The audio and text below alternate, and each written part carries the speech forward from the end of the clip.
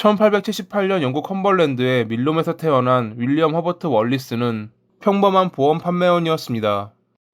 1914년에 줄리아라는 여성과 만나 결혼을 하고 안필드로 이사해 평범하지만 안정적인 삶을 살았던 윌리엄. 그런 그의 평범했던 일상은 어느 날 걸려온 한 통의 전화로 인해 완전히 뒤바뀌게 됩니다.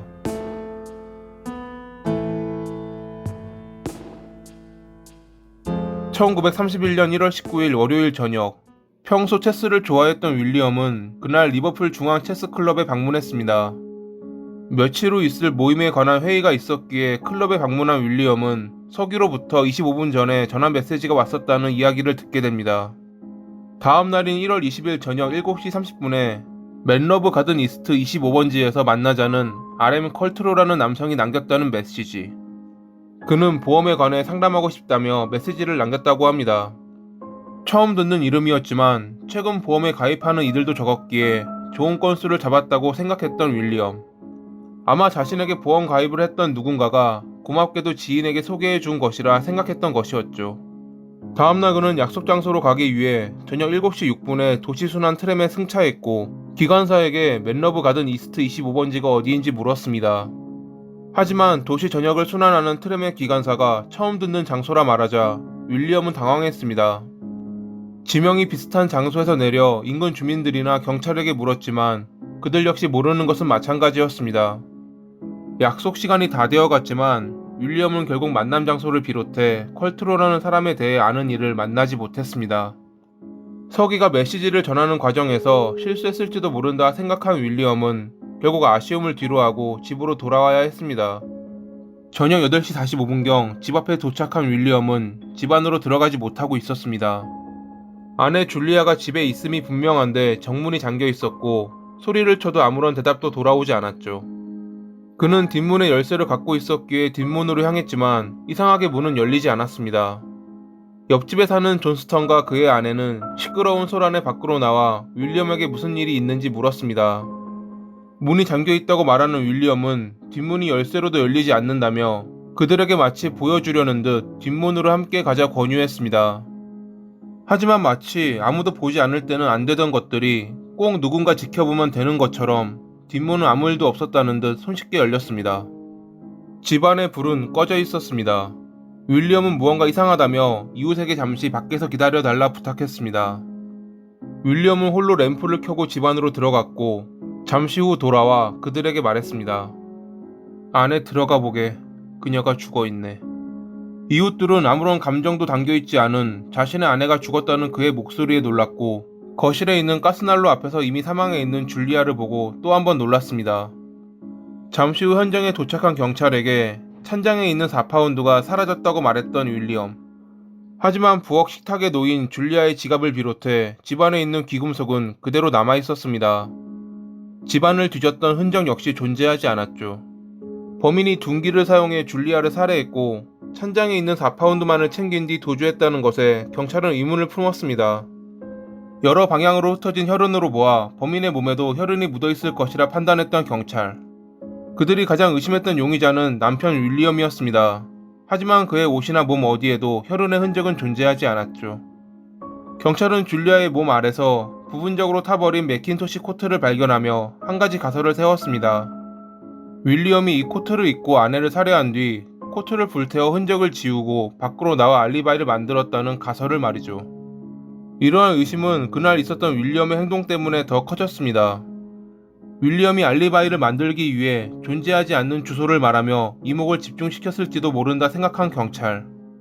19일날 윌리엄에게 메시지를 남겼던 컬트로라는 남성이 전화를 걸었던 장소가 체스 클럽으로부터 겨우 400m 떨어진 곳이라 밝혀지자 윌리엄은 더욱 의심받았습니다. 상식적으로 걸어서 2-3분 거리도 안 되는 장소에서 약속을 잡기 위해 전화를 걸어 메시지를 남긴다는 것은 이해가 안 되긴 했습니다.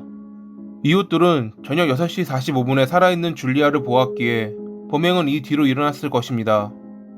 검찰은 윌리엄을 유력 용의자라 생각하며 그가 다음과 같은 범행을 저질렀을 것으로 추측했습니다.